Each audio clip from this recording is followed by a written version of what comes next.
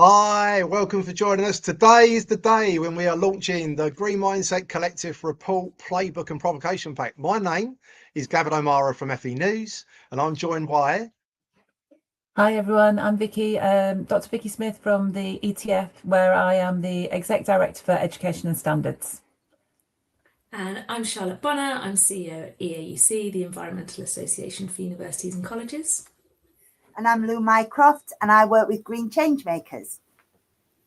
Cool, thank you for joining us, everyone. So, for those that have joined us actually at the collective, what is a collective? So the collective is where we have a group of different specialist leaders come and join us, and that was on the 30th of October. We had the Green Mindset Collective, which we were looking at what is a green mindset, what does that mean, and how do we sort of take that forward.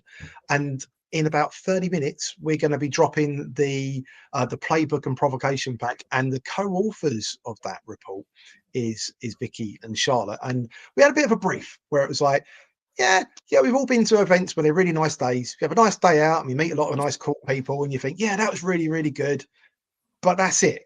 And what we wanted to be able to do with the collective was to be able to then have something which everyone can use as an actionable report.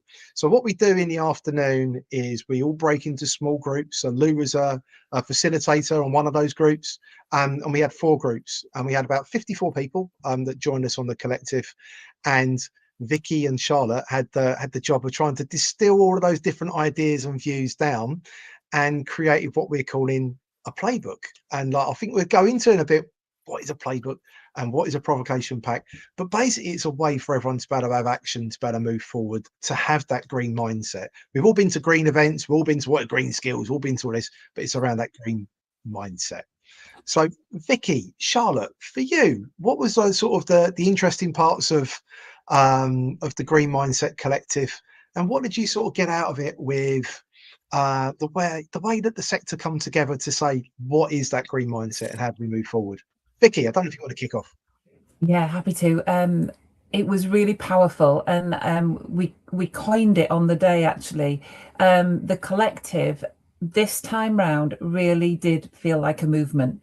It brought people together from all different parts of the sector with different interests. So those delivering training, learning, education, development, but also those servicing those who deliver that.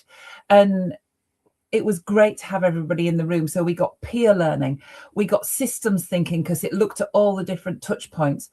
We had time for reflection, and we had leaders talking about what was really important for them. And the challenge I think that Charlotte and I faced is doing justice to that, because there's such a wealth of information there. And what we needed to try and capture was the mindset change, the practice change, so we could build to the systems change. And that's kind of why we played with not having a traditional report, and that's completely thanks to Charlotte and just coming at this afresh, because we need this to be accessible if we're going to maintain that movement.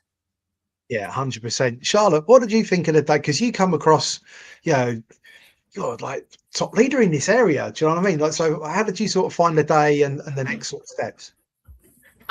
It was a really unusual event for me. I go to many a sustainability and education themed grouping, whether that's kind of formal conferences, whether that's visits to institutions to find out about their work in this area.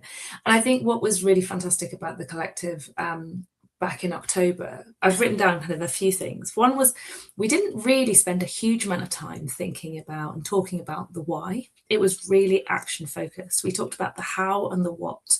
So there was a real kind of acceptance, I think, across those that came that this is an area that's important. It's important to our learners, it's important to our communities, it's important to our organisations across the sector, and fundamentally it's important to the prosperity of people and planet more broadly. But we didn't spend a lot of time just talking through the why. There weren't kind of the formal presentations in terms of what is sustainability in education.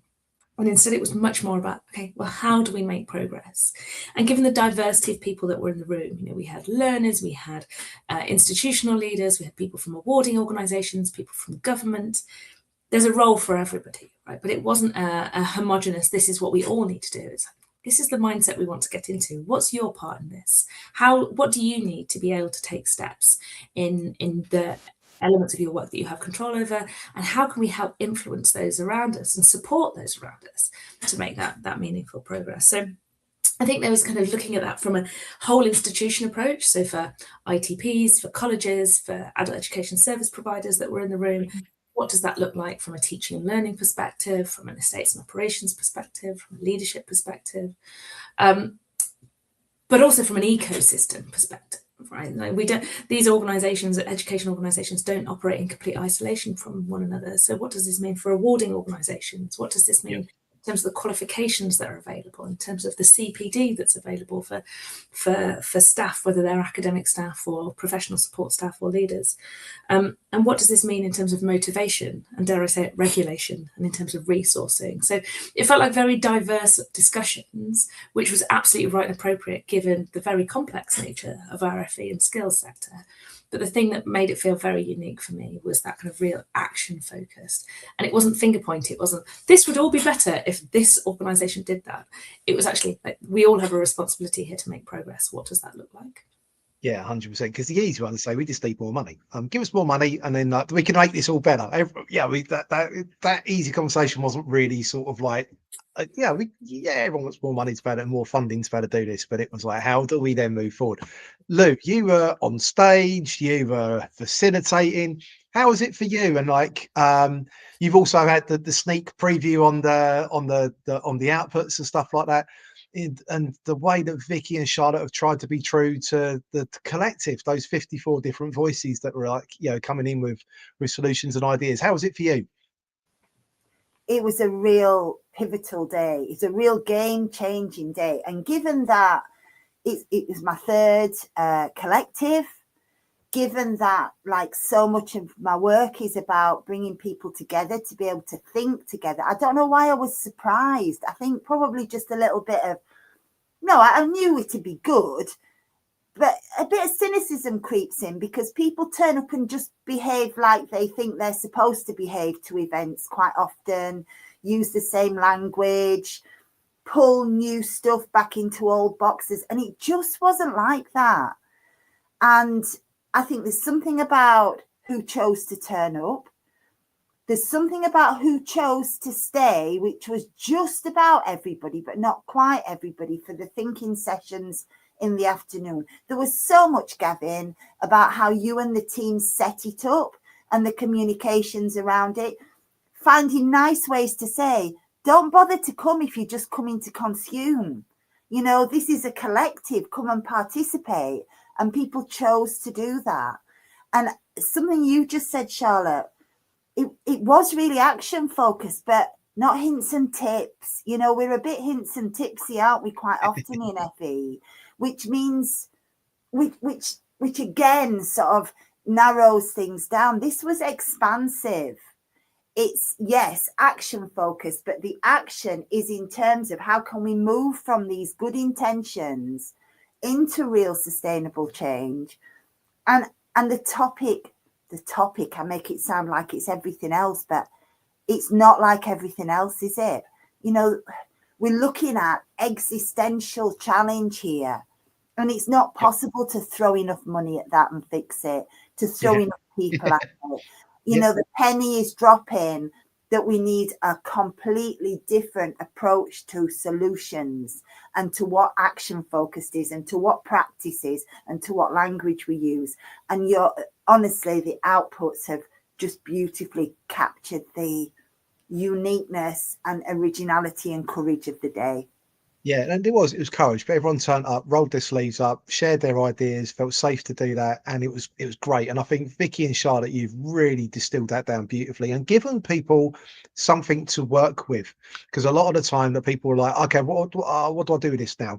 There were so many people that were talking to each other and engaging, like, how do I actually move forward with this? And you guys have put together some real easy to use sort of documentation. The thing that I've seen that go all the way through this, went through on the days, also on the reports, on the communications all the way through, was that 3%, how that can affect the 85%. And I think that for me just really resonated and seemed to be that term that everyone sort of lodged into it. How can I be a 3% person that actually then can instill change management for the masses? And I think FE and Skills and Employability have got this amazing opportunity to be able to affect our institutions, are place-based. There's rewarding organisations. We can affect like whole industries and stuff like that. We can affect our communities. We can affect whole sectors from hairdressing to accountancy. We've got this amazing opportunity where we can step in. But I think the big thing I want to ask, how can people engage? So what is a playbook, and how can people go off and use that today, tomorrow, next year, to be able to encourage that change? Vicky and Charlotte, I don't know if you wanted to sort of share some of your ideas on the playbook and how people can sort of engage with that, how they can actually be action focused, because this is unique. In 22 years of doing FE News, I've never come across someone share such a cool report where it's actually, you know what, I've got something I could do with it. I can actually use this. And as we said before we started this show, not that you want to throw it through Chat GPT, or not that you want to like, oh my life, I want to lay down and die, that it's like 700 pages. Do you know what I mean? It's actionable. So like, how can people get involved with the playbook? And what is a playbook? Charlotte, I can see you hotly wanting to hit the demute. So I think you're right. Like Vicky and I spent a lot of time thinking about how do we turn the really rich discussions that we had and kind of try and capture the dynamism of that event. And we didn't think a big, lengthy text-based PDF report was the best way to do that. I don't know about you, but I'm a bit sick of reading them, or feel very guilty about the ones that I should have read that I haven't yet. So we wanted to try and distill it into something that was quickly readable. So it's been designed to be almost skimmable. We know, given the diversity of people that work in the sector, the diversity of people we hope this will be useful to, not every single bit that we've written will be useful to everybody. So we want you to be able to find what bits are best for you.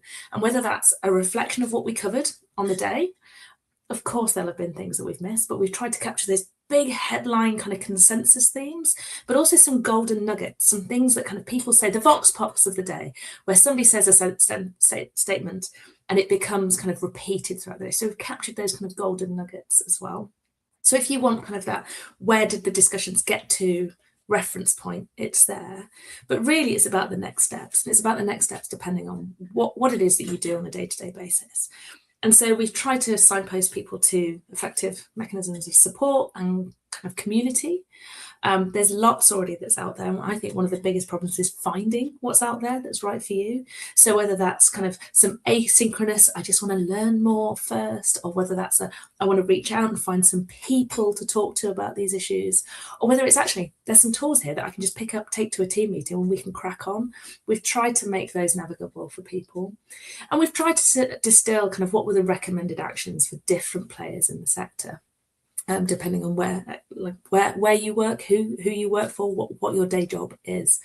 And as part of that, I was really pleased to see that ETF and FE News and EAUC were all happy to commit to what we're going to do next as well. And although sometimes you think, oh, wouldn't it be nice to cross something off your list and be like, done, this work isn't done, there's still plenty more to do. So there's a commitment there within the playbook as well. Yeah, 100%. Vicky, how did you find it? Because without ETF, we wouldn't have had the day and we wouldn't have had the report. And also with the way you've convened everyone together, I think there's some unique stuff which ETF has been able to make this happen. But how have you sort of found with reflecting on the report, the playbook, but the way the next steps? How have you sort of found that? I think, and I hadn't realised this until Charlotte and I did start talking about it post-event. And this is really about, yes, sustainability, the green agenda, it's seismic, but actually not everything can be big bang and huge and cost millions of pounds. We can have a lot of impact if we take tiny steps and build incrementally. And if we recognize just how our skills, thoughts, behavior, so how our mindset can change things and build to something bigger. So that 3% can become that 80+%. So it's the inclusivity agenda. It's actually owning and having permission to take small steps, not taking huge ones that require you to kind of change your infrastructure, or change, invest in all the kit you might need. Actually, there are things that we can do to make a difference that can be done individually, that can be contagious. And that for me is really what the collective was, contagious. And we've tried to retain that within the outputs, and keep them accessible so they can give you those tiny steps as well as some of the bigger ones that you might build to. So very practical in orientation. Loads of terms out there giving you all the detail that you would need about sustainability, what it means for X, Y, and Z. We're not even going to try to do that. This is about how can you make a difference, because that is how we will build to system change. Yeah, 100%. I think there's also some really interesting stuff in the playbook. It's there purely. It comes from an American term, like for American football. It's kind of interesting in American football. If you ever watch it, you've got like line markers as like 10 yards, but you also got like lines about to say. And what happens if you're going to throw the ball is that you've got to go 5 yards forward, 5 to the left, and that's a play. That's play A, that's play B, play C, and that's what they shout out with the hut sort of stuff. This is our hut. So this is when we're lined up right now. It's about to say, well, this could be play 1, this could be play 2, this could be play 3 for you in your local community, for you in your college, in your training provider, in your awarding organisation, you in a community of practice, in accountancy, in hairdressing. I think this is for you to be able to do your hut, and here we go. This is our play. You know what I mean, Lou? I think Dr. Lou Mycroft, Green Changemaker, that's this sort of like, one of those sort of terms that comes straight into my mind. For you being a change maker, how can you see the playbook? How can people practically use this? And before you jump in, Lou, just to say, we are live, everyone. This is 1:17. It is the 10th of December. It's report launch day. If you've got any questions for us, we're live for another 13 minutes. So now be the time to be able to drop in a question, and we'll be able to do that. But Lou, as a change maker, how can the playbook and provocation pack, you've had a sneak peek, how can people use this? How can it encourage change? What I really love about the whole thing from the event onwards was the way in which we started to develop those plays together. And you putting it in those terms, Gavin, is interesting, because what we're doing is developing a new shared language for a different way of working. And while we're talking about green mindset, there's no environmental justice without social, racial, economic justice. So it's a playbook for everything, for social change. And that feels massive. Like you say, Vicky, one of the terms that is used, so there's the playbook, there's a set of provocations which enable people to begin conversations amongst each other. It's those conversations that change culture and mindset, isn't it? Nothing else. No CPD that you're going to do, no book really that you're going to read, unless you're going to talk to one another about it. And then there's an infographic, and the infographic says something like from green confetti to green mindset. And green confetti is one of our green change makers terms. So I was so happy to see it there. Because on the article today as well. But what that is recognizing as, we've actually all got lots of things we want to say and lots of things we want to do. What we don't have is a system that enables all of that to come together within FE. But we started to do that work 3-4 years ago with the work that you did, Vicky, with Oxford Said, looking at FE as a self-improving system. We out of all the sectors, we've got that ground there for people to be able to find their little bit and then be part of a community. And hopefully find the other change makers. Who are the other 3%ers within your organization that I won't feel daft if I go to them and say, I'm really worried that it's flooding down there all the time. What does that mean is happening out there? Or begin to look out the window and share what the weather's doing with students or whatever it is. Those tiny little actions, if we can enable people to embody those climate conversations, then that leads to more of the doing, the community being built inside and outside of the organization as well.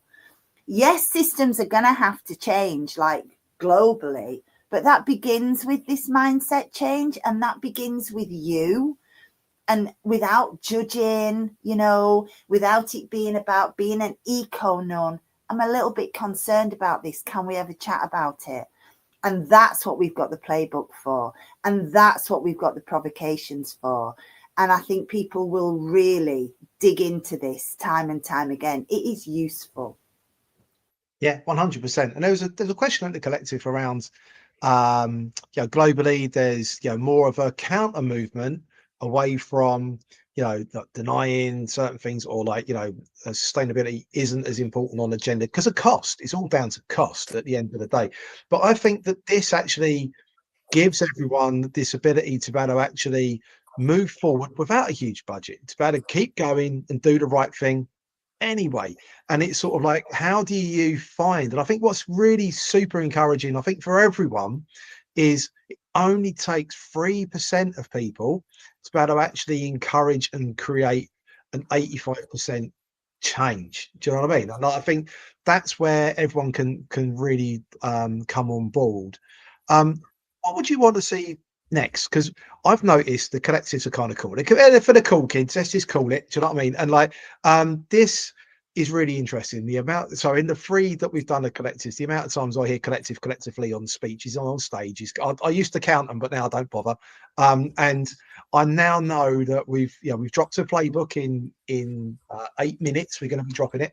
And I know that from this point onwards, there are going to be people talking about reports. Oh no, we've got a playbook now and stuff. And it's a language change, like you said, Lou, but it's a cool language change around people's way to do action. Vicky, what would you want to see next from the use of the playbook, from the provocation pack? What's your hopes and dreams? It's Christmas. I've got a Christmas hat on a weird tree. So what would you want to see for your Christmas wish for the green mindset next? This is it's an entry point. I was going to say it's a start. It isn't. It's the movement. The action's already started. This captures the conversation and the point of time.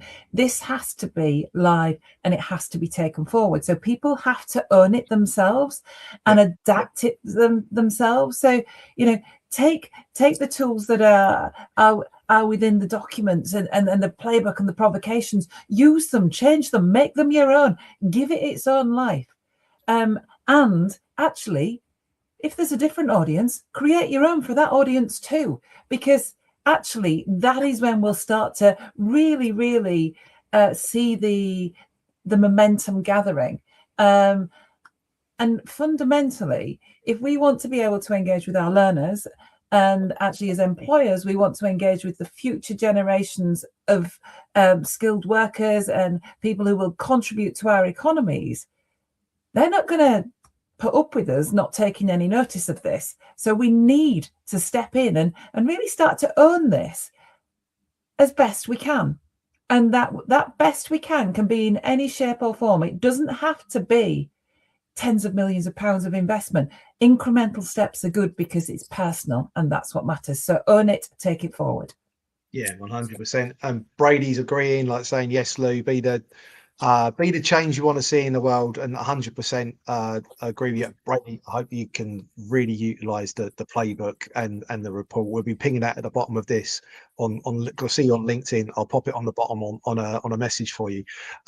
Charlotte, what would you love to be able to see next with the playbook, with the provocation pack? What would you want to see? I mean, firstly, if somebody does have tens of millions of pounds and thinks this is what I need to spend it on, then first, give me a call. We can make great things happen.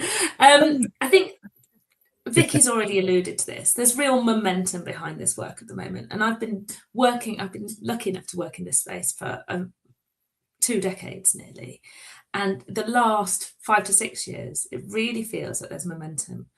And it's, sometimes 1 step forward, 2 steps back. Sometimes it's a bit wiggly and it's a bit roundabout. But we're starting to see this become an agenda that is recognised for its relevance to the sector that we work in, but also the sector's role in as an enabling force to actually contribute really positively in the way that it has done for a very long time to people's lives, to communities, and to society more broadly. And, you know, we can see sustainability now explicitly referenced in the legislation behind LSIPs.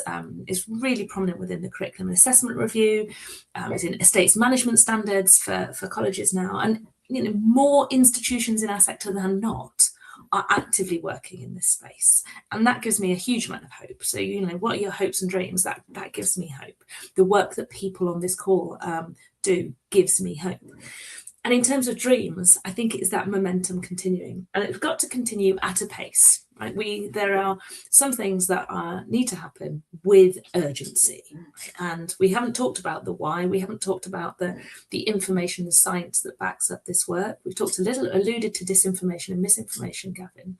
And if anybody's just wants a refresh as to why this is important, this week the National Emergency Briefing have dropped a collection of videos from an event in Westminster last week, where leading voices from across academia and the public sector have really iterated eloquently and clearly why this is important.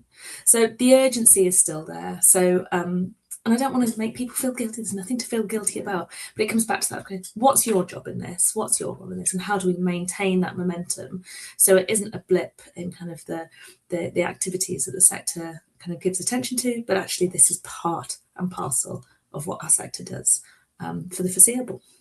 Yeah, no, 100%. Lou, what would you want to be able to see as those next steps? Firstly, big snaps to Brady Hawksworth.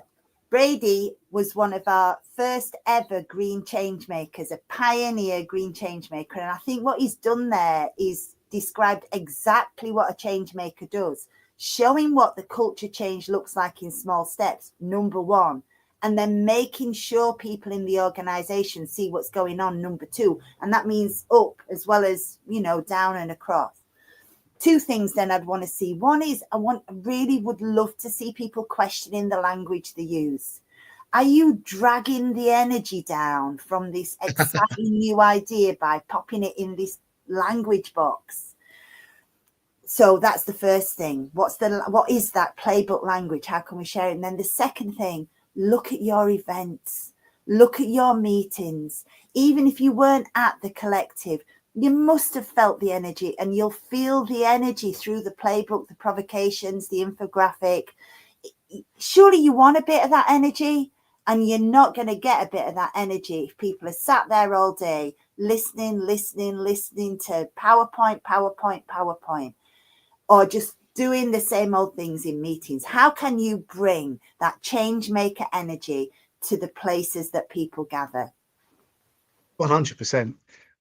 It's always easy for me just to ask everyone and then sort of sit back. I'm really excited. For me, whenever we do a collective, we set the scene, then we let go, and then this is one of those ones where in 2 minutes we're about to let go, and and every time I've trusted the sector, because we always ask for trust and autonomy, always stepped up and just gone way beyond what you ever could imagine, and take it in new directions you never ever would have thought it would have gone. So I cannot wait and look back in a year. Number one, count how many times the word playbook is used for a report launch. Number two, how many times the word collective is used again. But that whole idea as well of weaving in the sustainability, the green mindset needs to go in every report, every event. Like how many times our first collective broke my heart a bit of the amount of junk we threw away that was just used on one day. We didn't do that on the green mindset collective. We're not going to do, that's one of our commitments. We're not going to do that on any event ever again. Why? Why are we, binning a load of stuff that no one wants or needs or uses? How can we do that in there every day? And I think that for me is really key. We have 30 seconds left, and this is the time that I really want to be able to say thank yous. Like Vicky, Charlotte, you went above and beyond on this. Do you know what I mean? The way that you made sure that you distilled down 54 voices with such commitment to do that, but also gave them a way to be able to move forward together is amazing. I just want to say thank you for that. You've done some amazing change. Also, I want to be able to say thank you to ETF. Without you, Vicky and Katerina, be able to bring this all together, we wouldn't be here. Do you know what I mean? We wouldn't be having this report. We wouldn't be having a playbook. We wouldn't be new language coming in. None of that would have been happening at all. Team Edge, who come and helped us with videography, media output. I want to say thank you to Team Edge, City and Guilds for the night before, for us to be able to set that scene. Everyone better come together and be trusted and roll your sleeves up. Thank you for letting us better have a really lovely evening the night before. The facilitators and those and the scribes, they're like the sort of hidden heroes in the background that help bring and distill down all of those different words. It's a real servant leadership role of this, like, here you go, we're going to bring this together and be able to distill this back. So I want to say thank you to that. And you're brave turning up to a collective. Because like you said, Lou, it ain't just sit back and be passive. It's share your ideas. It takes courage and guts to actually share your ideas and put your head above a parapet and stuff. And it is truly be able to help bring everyone together. And like, thank you everyone to be able to do that for today, to be able to do this for ongoing. This is going to be a movement, like Vicky said, and I just hope you're going to really utilize the playbook and the provocation, which is live now. So we will see you all really soon. Next collective, we're looking at Send Your Inclusion. That's going to be in February. Another massive topic to tackle. And thanks again, ETF, for bringing us all together for that. But thank you. Enjoy your Christmas break, but please get stuck into that provocation pack, to get stuck into that playbook. Have your plays, like, you know, how are we going to be able to move forward after today? So thank you everyone for joining us. See you really soon. Thank you everyone. 1, 2